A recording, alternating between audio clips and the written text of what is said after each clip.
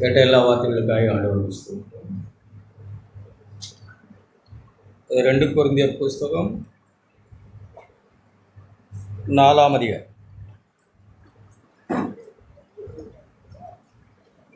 சபை கூடி வருகிற நாம்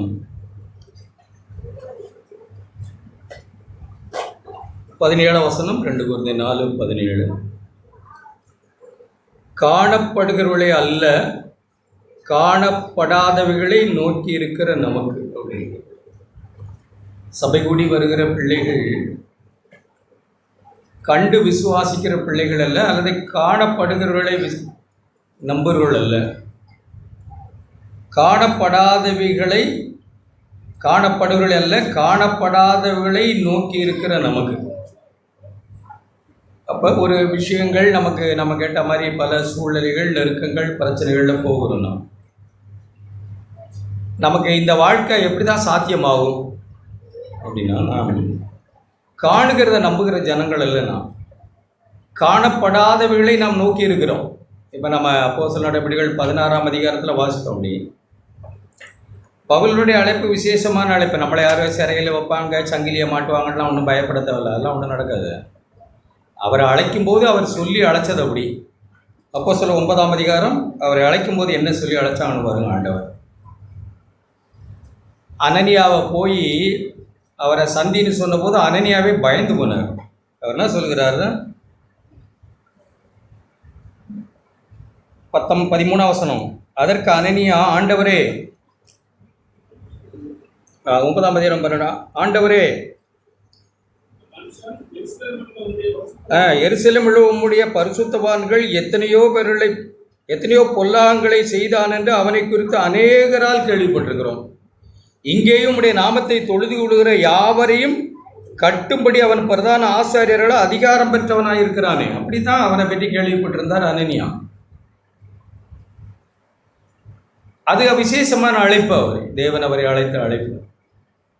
ஆண்டவரே, நான் என்ன செய்ய சித்தமாக இருக்கிறீர் அப்படின்னு இங்கே யாரும் ஒன்றும் கேட்ட மாதிரி நான் அப்படி ரட்சிக்கப்பட்ட போது ஆண்டவரே நான் என்ன செய்ய சித்தமாக இருக்கிறேன்னு நான் கேட்ட மாதிரி எனக்கு ஞாபகம் இல்லை.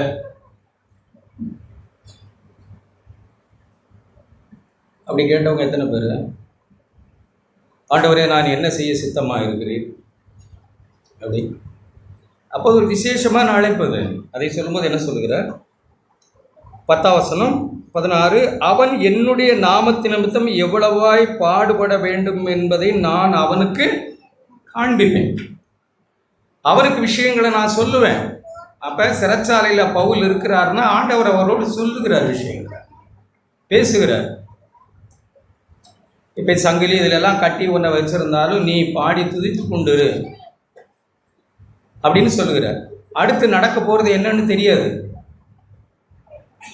அதுதான் அப்போஸ்தலனாக பவுல் சொல்கிற, காணப்படுகிறவர்கள் அல்ல, காணப்படாதவைகளை. அதுக்கு அடுத்து நடக்கிறதுல என்ன நமக்கு தெரியாது. ஆனால் எல்லாமே காரியங்கள் எல்லாம் மாறிப்போனது. அதுக்கு பிறகு அவரை விடுவிச்சாங்க. அவர் போய் அந்த சகோதரி வீட்டில் தங்கியிருந்து அப்புறம் சுவிசேஷத்தை பிரசங்கித்தார். காயங்களுக்கு மருந்து போட்டு காரியங்களெல்லாம் பண்ணியிருப்பாங்க. என்ன நடக்கும்னு தெரியாது.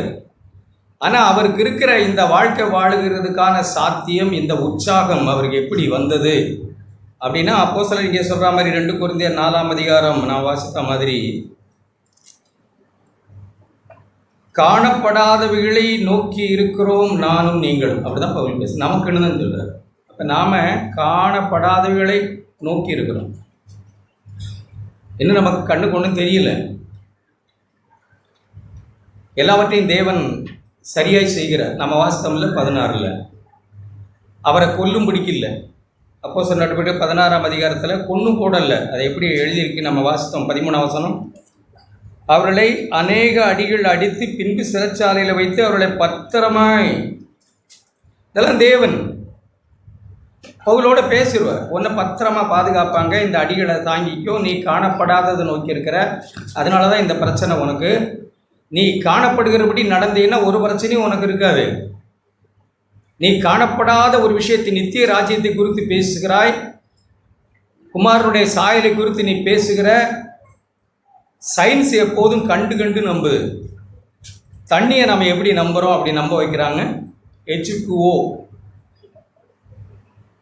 ஹைட்ரஜன் ப்ளஸ் ஆக்சிஜன் அப்படி சேர்த்தா தண்ணி. அதுதான் கண்டு அப்படியே தண்ணி, கண்டு அப்படியே நம்பலாம். விசுவாசம் விசுவாசம் கண்டு விசுவாசிக்கிறது இல்லைங்க. கண்டு விசுவாசிக்கிற நம்ம அவிசுவாசி, அப்படிதான் ஆண்டவர் சொன்னார். அப்ப காணாம நம்ம விசுவாசிக்கிற மக்கள். அப்ப காணாம விசுவாசிக்கிறதுனால நாளைக்கு நடப்பது நமக்கு தெரியாது. 1 கொரிந்தியர் 10:13 எப்படி எழுதியிருக்குன்னா, திராணிக்கு மேலே தேவன் ஒன்றும் நம்ம வாழ்க்கையில் அனுமதிக்கிறது இல்லை.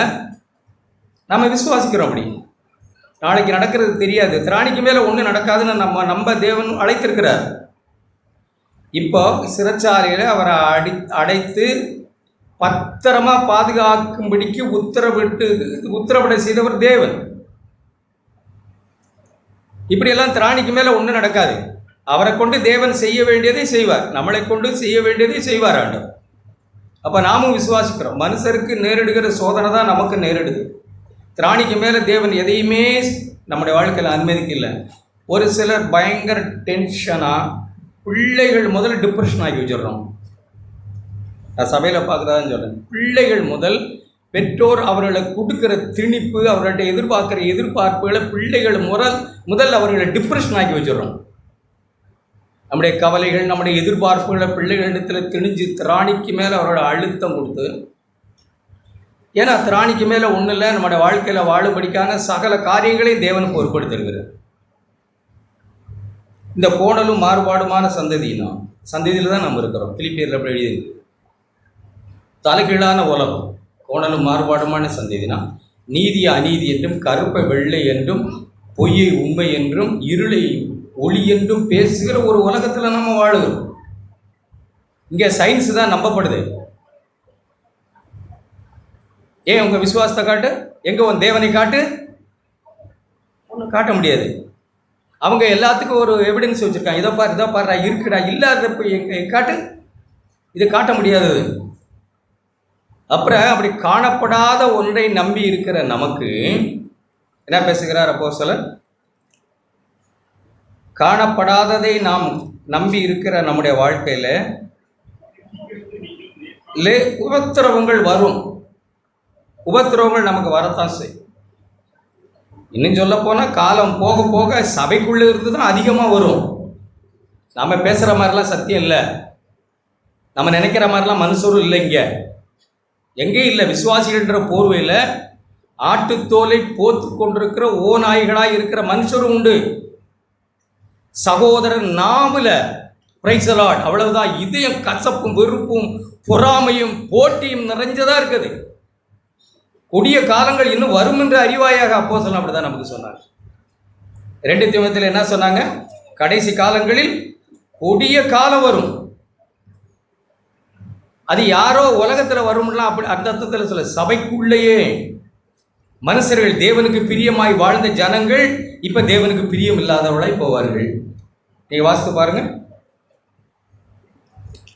இதெல்லாம் அந்த உலகத்தில் வரும். நாம் எல்லாவற்றையும் எதிர்கொள்ள இவைகளெல்லாம் அதி சீக்கிரத்தில் நீங்கும். லேசான உபத்திரவம் நித்திய கன மகிமையை உண்டாக்கும். அப்படிப்பட்டவளை விட்டு விலக வேண்டி இருக்கும். நாம் வேதம் அப்படி எச்சரிக்குது நமக்கு. மனுஷர் தேவ பிரியராய் இருந்த மனுஷர், 2ஆம் வசனம், கொடிய காலம் வரும். சபைக்கு தான் அது. இப்போ கொடிய காலம் உலகத்தில் இருக்கு. சபைக்கு அது ஒரு காலத்தில் கொடிய காலம் வந்திருக்கு. எப்படி வந்திருக்குன்னா, ஒரு காலம் தேவனுக்கு பிரியமாய் வாழ்ந்த மனுஷர் இப்போ தங்களுக்கே பிரியமாய் வாழுகிறார்கள். ஒரு காலம் தேவனை மட்டுமே நம்பி இருந்தவர்கள் இப்போ பணத்தின் மேலே பிரியம் கொண்டு போய்விட்டார்கள். அகந்தை, சுயநீதி, பெருமை, எப்போ பார்த்தாலும் பிறரை நியாயம் இருக்கிறது, குற்றம் காணுகிறது, இருதயத்தில் கசப்பு. யோசித்து பாருங்க, அகந்தை தானே அது. தூஷிக்கிறவர்களாய், தாய் தகப்பனுமாருக்கு கீழ்ப்படியாதவர்களாயும் நன்றி இல்லாதவர்களாயும் ஒரு காலத்தில் நன்றியாக இருந்த ஜனம், அன்பாக இருந்த ஜனம். ஒரு 2-3 நாளைக்கு முன்னாடி நானும் ஒரு சகோதரனோட பேசிக்கிட்டு நான் அப்போ கேட்ட பிறகு, நீங்கள் சபையில் என்ன உங்களுக்கு குறைவுன்னு நீங்கள் உணர்றீங்க அப்படின்னு கேட்டேன். அவர் பழிச்சுன்னு ஐக்கியம் இல்லைன்னு. இப்போ என்ன வருதுன்னு பாருங்க. இப்போ என்ன வந்துக்கிட்டு இருக்குன்னு உங்களுக்கு தெரியுதா? நம்மளை நாமே நிதானிச்சா நமக்கு தெரியும். சும்மா உதட்டுல ஒன்றை வச்சுக்கிட்டு உள்ளத்துல வேற ஒன்றை வச்சுக்கிட்டு இருக்கிற ஐக்கியம் இப்போ உருவாகுது. ஒளியில நடக்காத ஒரு ஐக்கியம் உண்டாகுது. 1 யோவான் 1:7 எப்படி எழுதியிருக்கு? 6:7 நீங்கள் வாசித்தீங்கன்னா இதெல்லாம் நடக்கும். அவரோடு ஐக்கியப்பட்டவர்கள் என்று நாம் சொல்லுகிறோம். ஆனால் கசப்பு இருக்கு, வெறுப்பு இருக்கு, பொறாமை இருக்கு, போட்டி இருக்கு, பாவத்தை ஏற்றுக்கொள்ளும் மனப்பக்குவம் இல்லை, கல்லை எடுக்கிறோம், கடினமாய் நடக்கிறோம், பாவத்தை அப்படியே ஏற்றுக்கொண்டு இருதயத்தில் ஏற்றுக்கொள்ளும் மனம் இல்லை, நம்முடைய பாவங்கள் திருத்தப்படக்கூடாது. பலவித சூழ்ச்சிகளை நாம் கையாளுகிறோம். இது காலகாலமாக நடக்கிறது தான், இப்பவும் நடக்குது. அது நாம் அவரோடு ஐக்கியப்பட்டவர்கள்னு சொல்கிறோங்க. சொல்கிறதெல்லாம் நாம் அவரோட ஐக்கியம், நம்ம மணிக்கணக்காக ஜெபிக்கிறோன்னு உட்காந்துருக்கோம், நல்லது. ஆனால் தேவனோடு ஜெபிக்கலைங்க. நீங்கள் தேவனோடோ நீங்களோ தேவனோட ஜெபிக்கிறவளாக இருந்தால் ஒருவரோட ஒரு ஐக்கியத்தான் நம்மளை படுத்துவது. மணிக்கணக்காக ஜெபித்தவன் ஆயக்காரன், பரிசேயன். அவன் எப்போ வந்தாலும் மணிக்கணக்காக ஜெபிப்பான். ஆனால் அவனுக்கு மனுஷரோடு, அப்போ நம்முடைய ஜெபமெல்லாம் மனுஷரோடு அல்ல. நாம் ஜெபிக்கிறதெல்லாம் நம்மளுக்கே சொல்லி நாம் ஜெபிச்சிருவோம். ஒரு சிலர் பெருமூச்செல்லாம் விட்டுக்கிட்டு தான் உட்காந்துருக்கோம், இல்லைன்னு சொல்ல. நீங்கள் மணிக்கணக்காக ஜெபிக்கிறவர்கள் இல்லைன்னு சொல்லலை. ஆனால் அது உங்களை நீதிமானாவோ மனுஷனோடு நெருங்க விடுகிறது இல்லை. இந்த பரிசேயனை மனுஷனோடு நெருங்க விடலை. காரணம், அவன் தனக்கே தெய்வமாய் மாறுகிறான். ஒரு சிலர் மணிக்கணக்காக ஜெபிக்கலாம், மார்பில் அடித்து கொண்டு பாவியாக என்மேல் கிருபையாயிரும், அவங்க தேவனோடு ஐக்கியப்படுறாங்க. அப்போ ஒளியில இருக்கிறேன் என்று சொல்லியும் இருளிலே நடக்கிறவர்களாக இருந்தால் சத்தியத்தின் நம்பாமல் பொய் சொல்லுவர்களாக இருக்கிறோம். நம்ம ஐக்கியத்தில் கொண்டு வந்து சகோதர சிநேகத்தில் அன்பில் நடத்தலைன்னா நாம் பொய் சொல்லுகிறோம். எல்லாம் கடைசி காலங்களில் உண்டாகும். அடுத்து, அவர் ஒளியில் இருக்கிறது போல நாமும் ஒளியிலே நடந்தால். அவரை பார்க்கிறோம், பரிசுத்த ஆவியானவர் கிறிஸ்துவை நமக்கு காண்பிக்கிறார். அவர் இருக்கிற ஒளியை பார்க்குறோம், நம்முடைய இருளை பார்க்கிறோம். அந்த ஒளியில் நடக்க வாஞ்சித்து நம்ம நடக்கிறோம், நடந்து முடியலை. நம்முடைய நடை இன்னும் முடியலை, நம்முடைய நடந்துக்கிட்டு இருக்கிறோம். நாம் பரிசுத்தமாகுதல் நம்ம வாழ்க்கையில் நடந்துக்கிட்டு இருக்கு. ஒளியிலே நடந்தால் ஒருவரோடு ஒருவர் ஐக்கியப்பட்டிருப்போம். இப்படி ஒருவரோடு ஒருவர் ஐக்கியப்பட்டிருக்கவருடைய பாவங்கள் இயேசு கிறிஸ்துவின் ரத்தத்தினால கழுவப்படும். அடுத்தபடுத்த அழியிருக்கும். ஒருவரோடு ஒருவர் ஐக்கியப்பட விரும்பாதவருடைய பாவங்கள் கழுவப்படுகிறது இல்லை.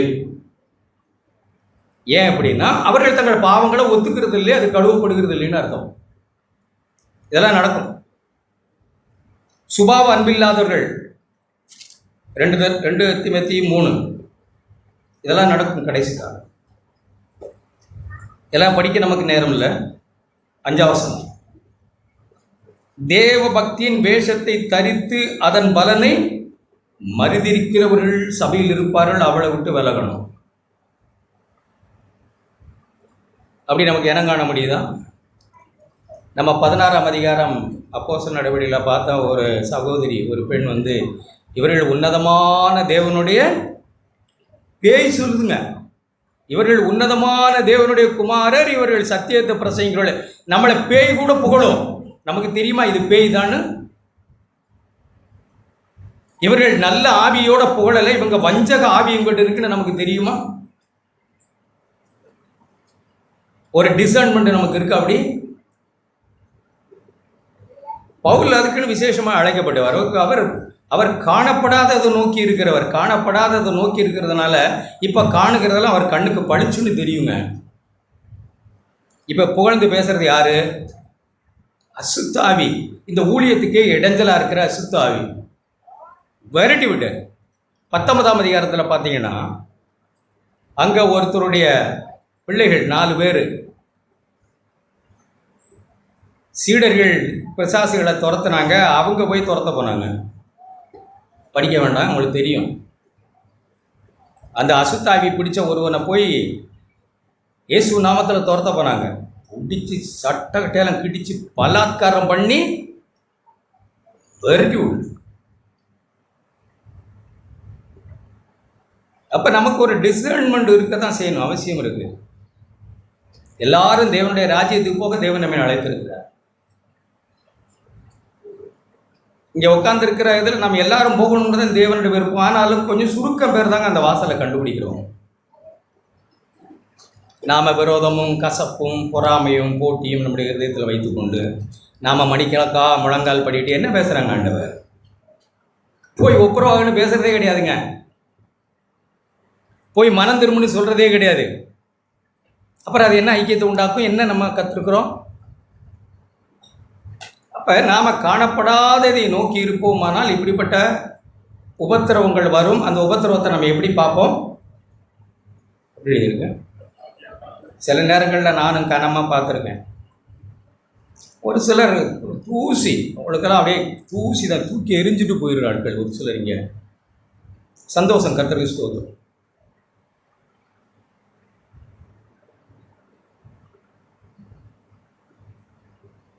நான் பார்த்துருக்கேன். சிலது கனமாய் வருகிறதெல்லாம் பார்த்துருக்கேன். லேசான உபத்திரம்னு சொல்ல முடியாமல் இருக்கிறத பார்த்துருக்கேன். அது எனக்கு தான் ஆண்டவர் பேசுகிறார். அது லேசான உபத்திரவம். நீ மட்டும் காணப்படாததை நோக்கி இருந்தேனா இது அதி சீக்கிரத்தில் உன்னை விட்டு நீங்கி போகும். இது லேசான உபத்திரவம். அது மட்டும் இல்லை, அது நித்திய கன மகிமையை உண்டாக்கும் அப்படின்னு நீ இருக்கணும். நித்திய கனமகிமையை உண்டாக்குமா நம்முடைய இதையும்? இப்போ உண்மையாகவே நித்திய கனமகிமை ஒருத்தருக்கு உட்கார்ந்துருக்கிற சகோதரர்கள் ஒரு சிலரை விட்டு விலக வேண்டியதே இருக்குங்க. நம்மளை தீட்டுப்படுத்தாமல் இருக்கணும்னா காணாதவர்களை நோக்கி ஓடுகிற கொஞ்சம் ஜனங்களோடு கூட தான் ஓட முடியும். எல்லாரோடு ஓட முடியாது. அநேகர் ஓடுவார்கள். ஒருவனே பந்தய பெறுவான். எல்லாரும் பெறணும்னு தான் இருக்கு. அநேகர் ஓடுவார்கள். கொஞ்சம் பேர் தான் காரியங்களை சரியாய் தேடி ஓடுகிறவர்களாக இருக்கிறாங்க. ஆண்டவரே என் கண்ணை அப்படி திறந்து காட்டுங்க, நாய்க்கை விட்டு அப்படி ஓடணும். ஏன்னா கடைசி காலங்களில் பக்தியின் வேஷங்களை தரித்து வாழுகிற ஜனங்கள் இருப்பாங்க. அப்படிப்பட்டவளை நீ விட்டு விலகணும்.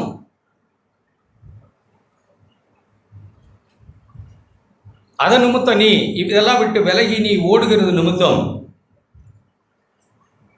பல உபத்திரவங்களை நீ அனுபவிக்கலாம். சத்தியத்து நிமித்தம் நம்ம கேட்டோமே, சத்தியத்தை சொன்னதுனால சத்துருவாகலாம். இதெல்லாம் லேசான உபத்திரவம் தான். பவுல் தான் சொல்ற, இதெல்லாம் லேசான உபத்திரவம் தான். காலில் சங்கிலி மாட்டியோ இப்படியெல்லாம் ஒன்றும் செய்யலையே. ஆண்டவரை இந்த பூமியில் அவருக்கு வராத பிரச்சனைகளே இல்லை. அவருக்கு அதெல்லாம் வழி இல்லை. பிசாசு பிடித்தவன், போஜன பிரியன், பிசாசுகளின் தலைவனால் பிசாசை விரட்டுகிறான், என்னமெல்லாமோ, தகப்பன் பேர் தெரியாதவன், எத்தனை இழிவானவர்களை பேச முடியுமோ அவ்வளவு இழிவானவர்களை பேசி திரிந்தார்கள் ஆண்டவர். அதெல்லாம் அவருக்கு பெரிய வழி இல்லை. அதான் அவருக்கு வழி இல்லை, அது இல்லை வழி அவருக்கு. ஆனால் அவருக்கு ஒரு பெரிய வழி இருந்தது. அந்த வழி மத்தேயு எழுதின சுவிசேஷம் 26ஆம் அதிகாரம். அவருக்கு இருந்த அங்கே ஒரு வழியை பற்றி நாம் வாசிக்கிறோம்.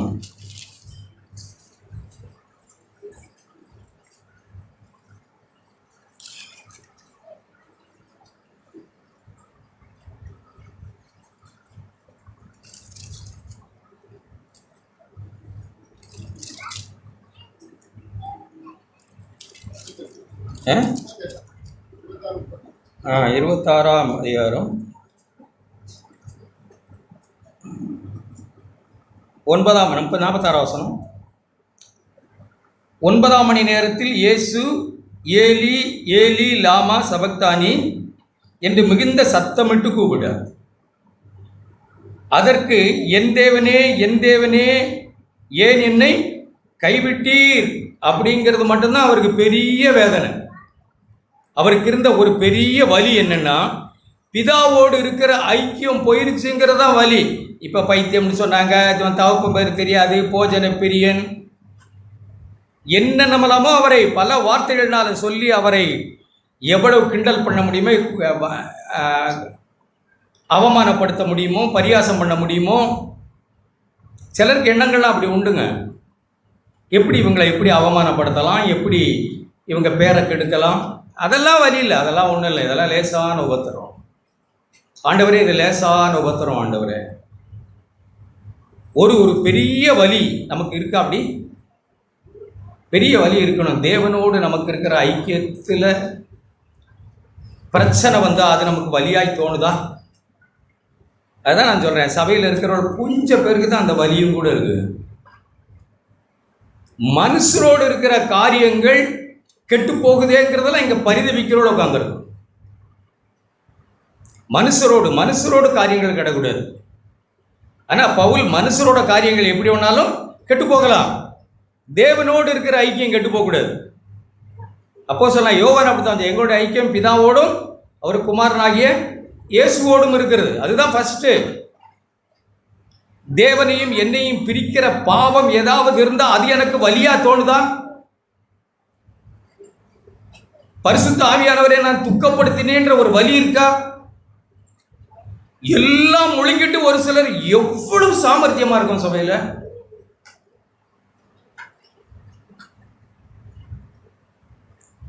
எபேசியரில் எழுதியிருக்கல, நீங்கள் முத்திரையாக பெற்ற,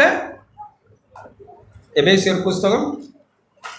அப்படி ஒரு வழி நமக்கு இருக்கா? 4ஆம் அதிகாரம். நம்மை மீட்க உட்கார்ந்துறவங்களுக்கு இது மீட்கு பரிசுத்த ஆவியானவரை பற்றி எதை பற்றியெல்லாம் ஒன்றுமே இல்லைங்க. அவங்களுக்கு இருக்கிற இந்த பிரச்சனை, குடும்பத்தில் இருக்கிற இந்த அல்லல் பிரச்சனைகள், அதுவும் அங்கேயும் தீர மாட்டேங்குது, இங்கேயும் வந்தாலும் குறை தீர மாட்டேங்குது. ஒரு சிலர் இருக்கு, ஒரு சிலர் மீட்கப்படும் நாளுக்கென்று தேவன் நம்மை பரிசுத்த ஆவியானவரை தந்திருக்கிறாரே. தேவன் இப்படி கோணலும் மாறுபாடுமான இந்த சந்ததியிலிருந்து என்னை தெரிந்தெடுத்திருக்கிறாரே. கண்டு கண்டு கண்டு நம்புற ஒரு உலகத்திலிருந்து காணாததை என்னை நம்பும்படிக்கு, காணாததை நம்பி இந்த சின்ன சின்ன உபத்திரவங்கள் அதிசீக்கிரமாய் நீங்கி போகும், இந்த உபத்திரவங்கள் மூலமாய் நித்திய கன மகிமை உண்டாக்கும் என்று என்னை கண்டு, உலக தோற்றத்திற்கு முன்னே தாயின் கருவிலே என்னை கண்டு, யோவான் 17ஆம் அதிகாரத்தில் எப்படி எழுதியிருக்கு, நீர் உலகத்திலிருந்து தெரிந்தெடுத்து எனக்கு தந்த மனுஷருக்கு பிதாவே உம்முடைய நாமத்தை நீர் அப்பான்னு அவங்களுக்கு நான் சொல்லி கொடுத்துருக்கிறேன். ஒரு சிலரை நீர் உலக தோற்றத்துக்கு முன்னே தெரிந்தெடுத்து எனக்கு நீர் அவர்களை என் கையில் கொடுத்து அவர்களுக்கு தேவன் நமக்கு அப்பான்னு உங்கள் நாமத்தை அவர்களுக்கு சொல்லி கொடுத்துருக்கிறேன். அவர்களை தீமை நின்று ரட்சியும், இந்த உலகத்திலிருந்து எடுத்துக்கொள்ள முடியல, தீமை நின்றவர்களை ரட்சியும் என்று வேண்டிக் கொண்ட ஆண்டவர் நம்ம அப்படி பிரிச்சிருக்காங்க. உலகத்திலிருந்து காணாததை விசுவாசிக்க இந்த சரீரம் மகிமை அடையும்னு சொல்கிறேன். எத்தனை பேருக்கு நம்பிக்கை இருக்கு? இந்த வாயே நல்லா ஆகணும், இந்த இதயமே நல்லா ஆகணும், என்ன கபடு, என்ன கேடு, என்ன சூழ்ச்சி. நம்ம படித்தோமே 10ஆம் சங்கீதம் படித்து பாருங்க வீட்டில் போய்.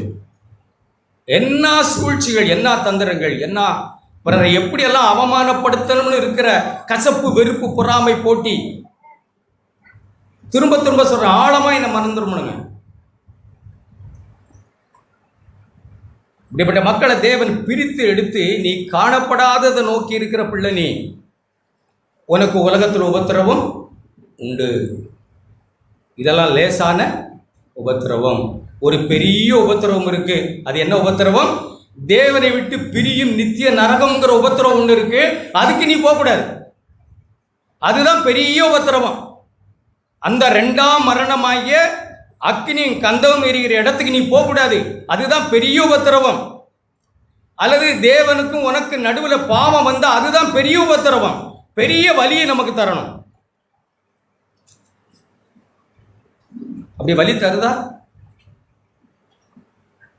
மனைவியோட ஒன்று பேசிட்டு சகோதரனோட சகோதரியோட நல்ல மனமாக இல்லாமல் நிம்மதியான தூக்கமும் நான் தான் ஜெபிச்சு ரீப்ளேஸ் பண்ணிட்டேனே. மதிகேட சபையில் போய் நின்று ஜெபிக்கிற, அது அவனை போல இல்லைன்னு ஜெபிக்கிற மதிகேடன் அதை ரீப்ளேஸ் பண்ணலான்னு பார்க்குறேன். எதை? அவங்களை இவங்களையும் குற்றச்சாட்டி ஜெபம் பண்ணுனா அதை மாற்றிடலான்னு. மாத்தாரு.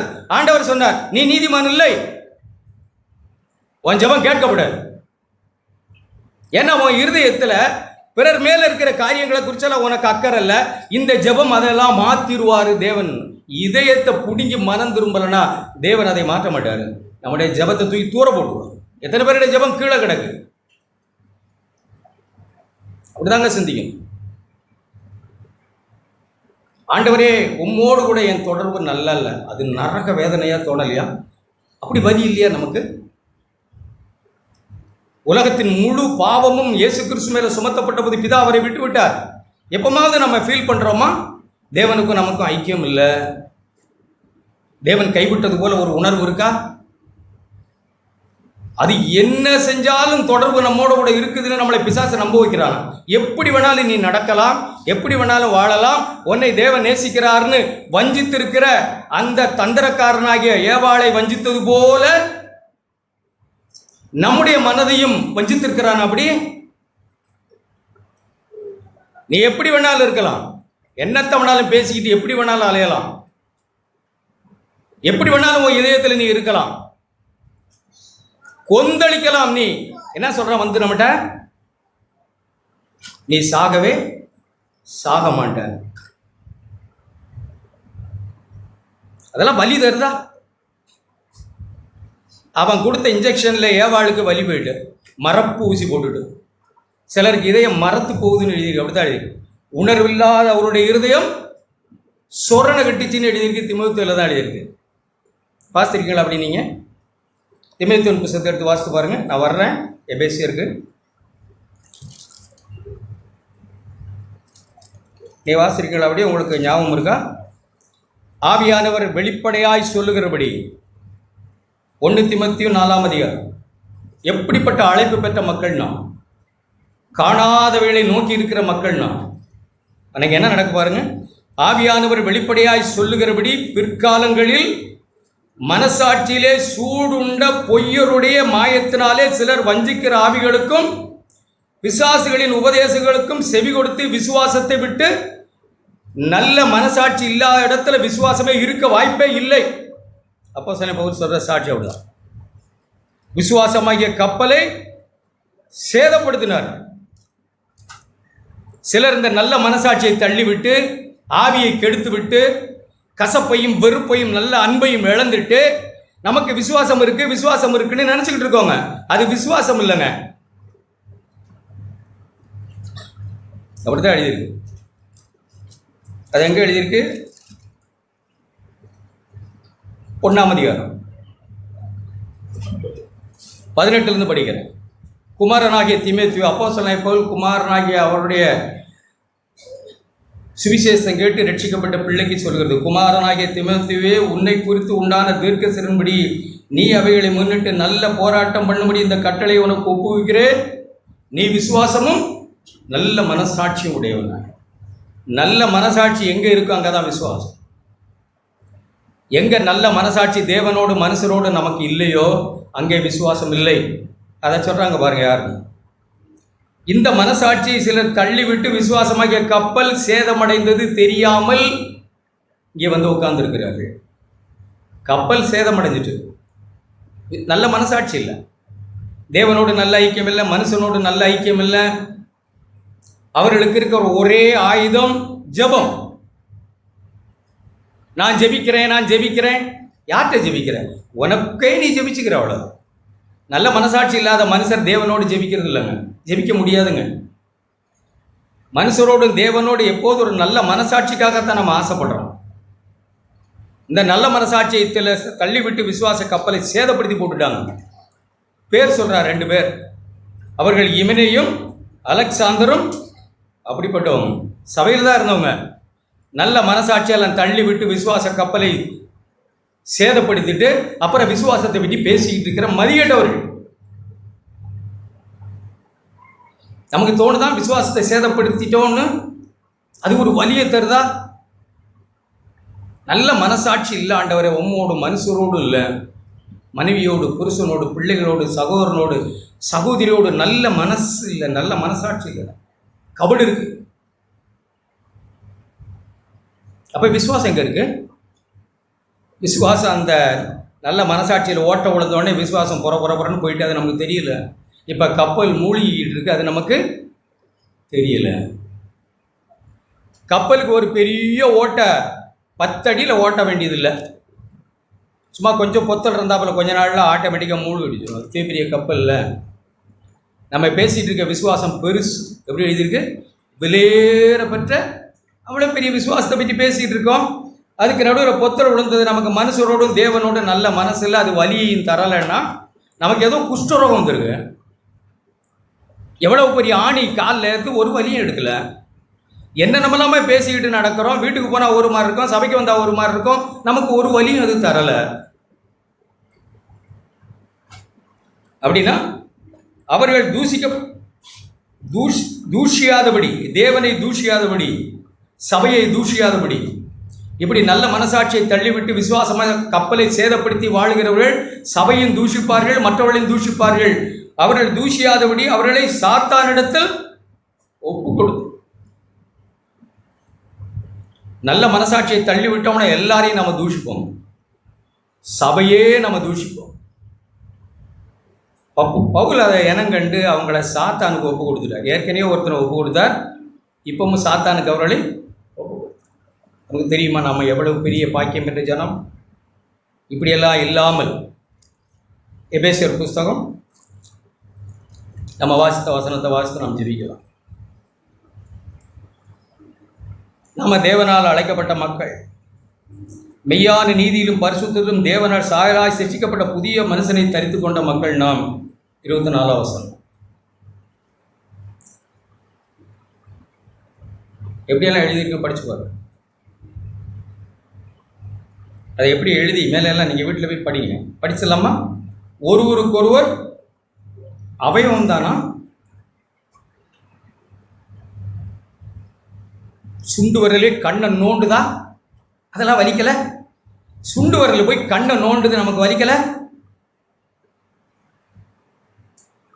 சகோதர சகோதரியோட குறை பேசி கசப்பாய் வெறுப்பாய் வலிக்கலை. எப்படி எழுதி பாருங்க. அவயவங்களாக இருக்கிறபடின்னா பொய் பேசக்கூடாது, சகோதரனோடு மெய் பேச. இப்படி இல்லைன்னா பரிசுத்த ஆவியானவர் துக்கப்படுறாருங்கிறத வலிக்குதா? நம்ம இப்படி சின்னதாக எடுத்துக்கொள்ளக்கூடாதுங்க. மலையை முழுங்கி விடுவோம், அப்புறம் நமக்கு தெரியாமல் போடும். சின்னதாக இருக்கும்போதே காரியங்களை யோசிக்கலாம் சார். கோவப்படுறோம், சூரியன் அஸ்தமிக்கிறதுக்கு முன்னாடி அதை சரி செய்யல, நம்முடைய எரிச்சல் தனியன்னு வேண்டாமா? மனசாட்சி கெடுது, தேவனோடு இருக்கிற ஐக்கியம் போகுதுன்னு நமக்கு வலி இருக்கா? மனைவியோடு, புருஷனோடு, பிள்ளைகளோடு, சகோதர சகோதரிகளோடு எப்படி நடந்து கொள்ளுகிறோம்? அது நமக்கு வலியை தரல. அடுத்து அப்படி வலி தரலனா பிசாசுக்கு இடம் கொடுத்துட்டோம்.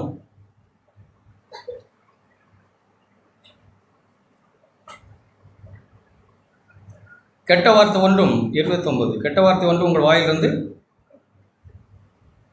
நம்ம பேசுகிறது பிறரை ஆசீர்வதிக்குமா, உற்சாகப்படுத்துதா? பிள்ளைகளையாவது, புருஷனையாவது, மனைவியாவது, அட்லீஸ்ட் நல்ல வார்த்தை உண்டானால் அதையே கேட்குற மனைவிக்கு, பிள்ளைகளுக்கு பிரயோஜனம் உண்டாக வீட்டில் பேசுவோங்க, அவங்களோட பேசுவோம் நல்லபடியாக. அப்படி பேசிட்டு தான். இதெல்லாம் நமக்கு பேசலைன்னா வலி தருதா? நல்லதை பேசலை, நான் பேசின வார்த்தை மனைவிக்கு காயம், வருத்தமாக இருக்குது, தெரியுது, முகத்தை பார்த்தாலே தெரியுது. சாரி, நான் அப்படி பேசிட்டு விடாது. பிள்ளைகிட்ட ஒன்று பேசிட்டோம், சட்டுன்னு சாரி மன்னிச்சுக்கப்பா, நான் அப்படி பேசிட்டு கூட, என்ன மன்னிச்சிரு அப்படின்லாம். இது நான் தான் சோறு போட்டேனே, நான் தான் சம்பாதிக்கிறவன் ஆச்சேன் அப்படின்னா வலி இருக்காது.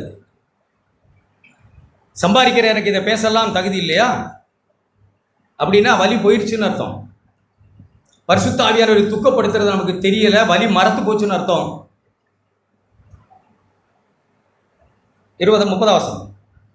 நாம் இப்படியெல்லாம் தெய்வம் பயந்து அந்த வலி நமக்கு உண்டாகும்போது, ஒரு முள்ளு குத்துனா உடனே அதை சரி செய்யலை, எந்த வலியுமே தோணலாம், எவ்வளவு சீக்கிரமாக நமக்கு சாவு வந்துடும் தெரியுமா? ஹார்ட் வலி தெரியல, மண்டையில் வலிக்கிறது தெரியல, எந்த வயிற்ற வலிக்கிறது தெரியலைன்னா எவ்வளோ சீக்கிரம் நமக்கு சாவு வந்துடும் தெரியுமா? இப்போ வலி தேவன் கொடுத்த பெரிய வரப்பிரசாதம். ஒரு பாவ உணர்வு தேவன் கொடுக்கிற பெரிய கிருபை அது.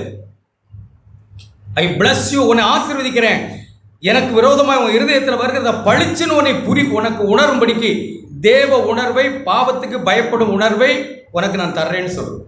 வலி தேவன் நமக்கு கொடுக்குற ஒரு பெரிய பிளஸ்ஸிங். வலி, தெய்வ பயம், பாவம் நம்முடைய மனசாட்சியில், நம்ம பாவம் செய்த உடனே மனசாட்சியில் வலி, தேவனே உங்களோடு நான் சரியாக இல்லாமல் போயிட்டேன், மனுஷரோடு சரியாக இல்லாமல் போயிட்டேன்னு வந்திருக்கிற வலி, தேவனே எனக்கு வலிக்குது ஆண்டவரே, என்னை மன்னியும். மனுஷரோடும் தேவனோடு ஒப்புரவாகி நடக்கிற வாழ்க்கை, இப்படி துக்கப்பட்டு துயரப்பட்டு ஒப்புரவாகி பொய் பேசாமல் மெய் பேசி திருடாமல் குறைச்சல்களுக்கு கொடுக்கத்தக்கதாக ஓடி ஓடி உழைச்சு இப்படி வாழுகிற ஒரு சகோதரனை பற்றி எழுதியிருக்க, சகோதரியை பற்றி, குடும்பத்தை பற்றி, நீங்கள் மீட்கப்பட போகிற மக்கள்.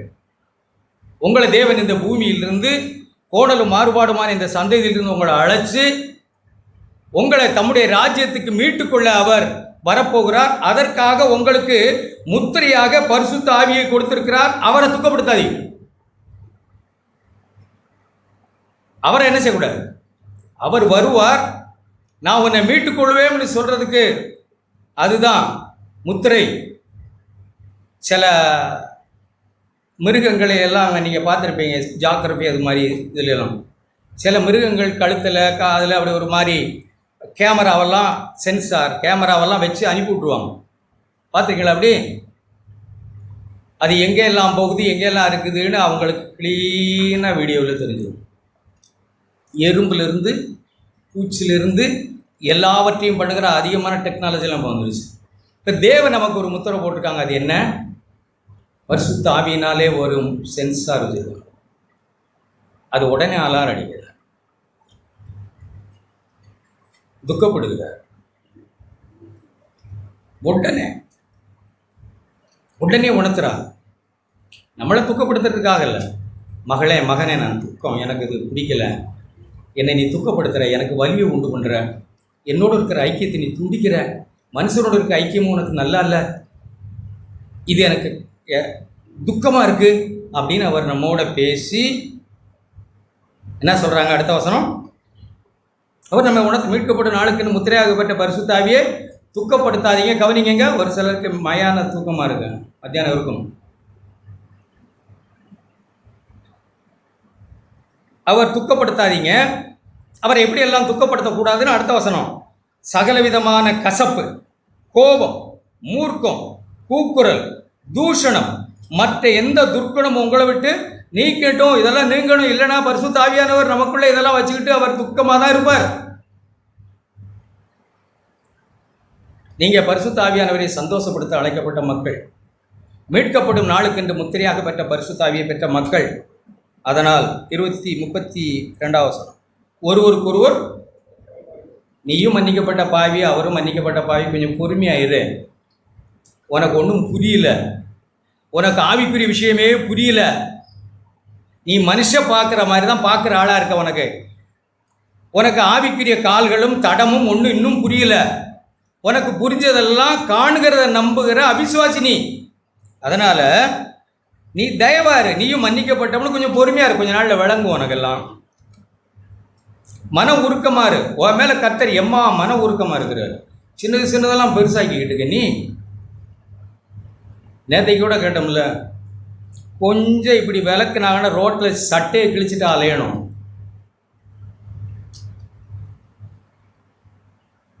ரெண்டு முறை சொன்னதை நான் கேட்டேன். ரோட்டில் சட்டையை கிழிச்சிட்டு ஆணும் பொண்ணும் அலையணும், கொஞ்சம் அப்படி எடுத்து விட்டுறாரு கிருபையை. அப்புறம் இங்கே இவ்வளோ பெரிய ஆர்ப்பாட்டமெல்லாம் எப்படி?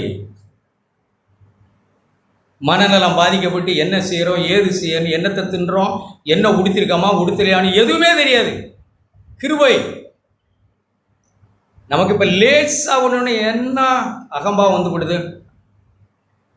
தூட்டி எங்கெல்லாம் தூட்டி போய் தரும். உனக்கு புரியல சகோதரி, உன் பாவம், கொஞ்ச நாள் பொறுமையாரு, புரியும். சகோதரா, உன் பாவம் உனக்கு புரியல, கொஞ்ச நாள் பொறுமையாரு, உன் பாவம் பழிச்சுன்னு உனக்கு புரியும்.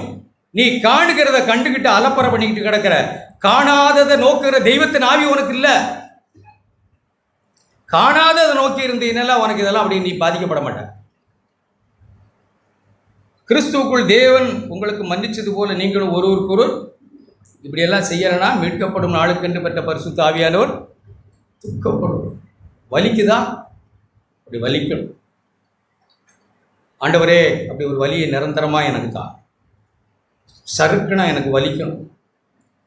என்ன வேணாலும் தொடச்சிட்டு நான் போகிறேன்னா, ஐயோ நான் ஆவியும் பெறலை, ஆவியினால் முத்திரையும் போடக்கூடாது.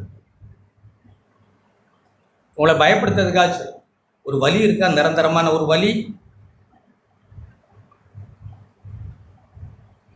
அந்த வலி இருந்தால் நான் பாக்கிவாங்க. ஒரு உணர்வு இருந்தால் பாக்கிவாங்க. எந்த உணர்வுமே இருக்க வேண்டியதில்லை. இங்கே நான் கூத்து கட்டுவோம் இருக்கிற ஆட்களாக உட்காந்துருக்கோம். நம்ம இங்கே வருஷங்களை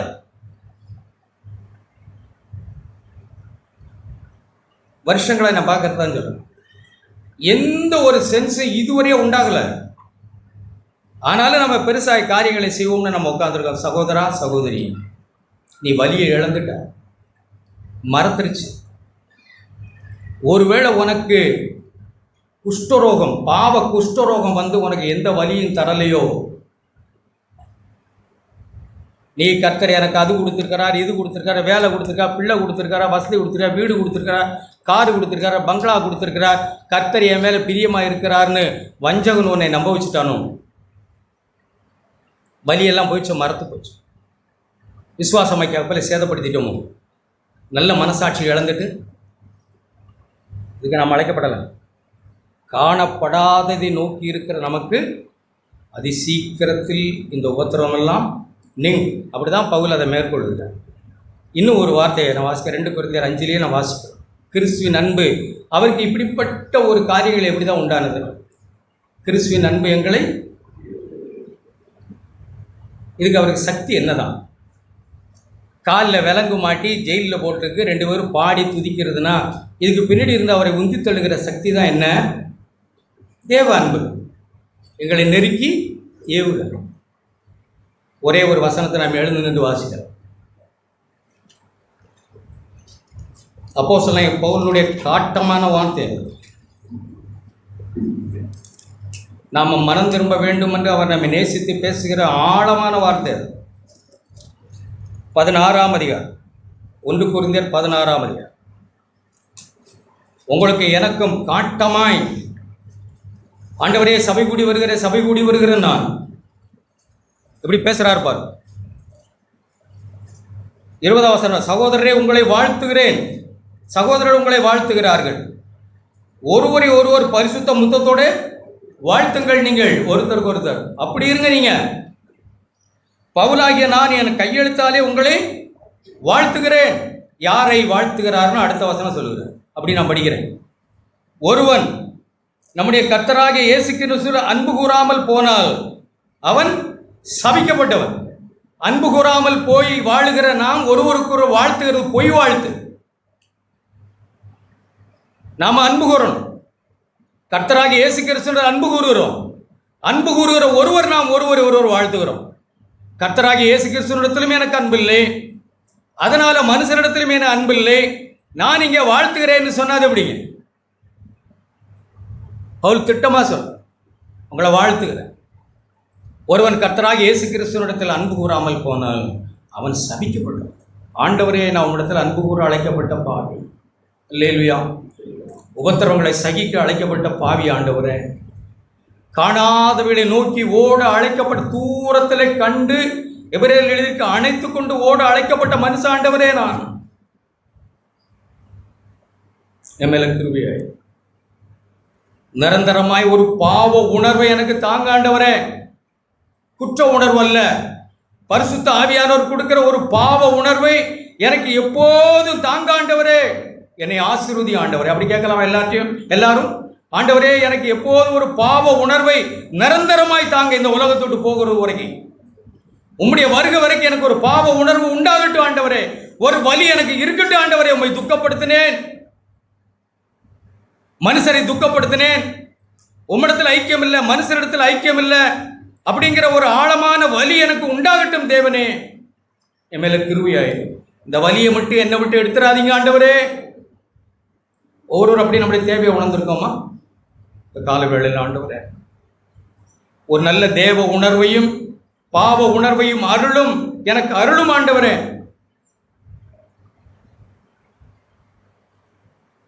அதி சீக்கிரத்தில் இந்த உபத்திரவெல்லாம் நீங்கி போகும். நித்திய கனமகிமையை தருவ ராஜாவே, என்னை ஆசை. எல்லாருடைய வாய் திறந்த ஆண்டவரை ஸ்தோத்திரிப்போம். நம்மை மீட்கப்படும் மீட்கப்படும் நாளுக்கென்று முத்திரையாக பெற்ற பரிசுத்த ஆவியை சந்தோஷப்படுத்த அழைக்கப்பட்ட மக்கள் நான் சந்தோஷப்படுத்தட்டும் ஆண்டவரே, என் ஆண்டவரை சந்தோஷப்படுத்த.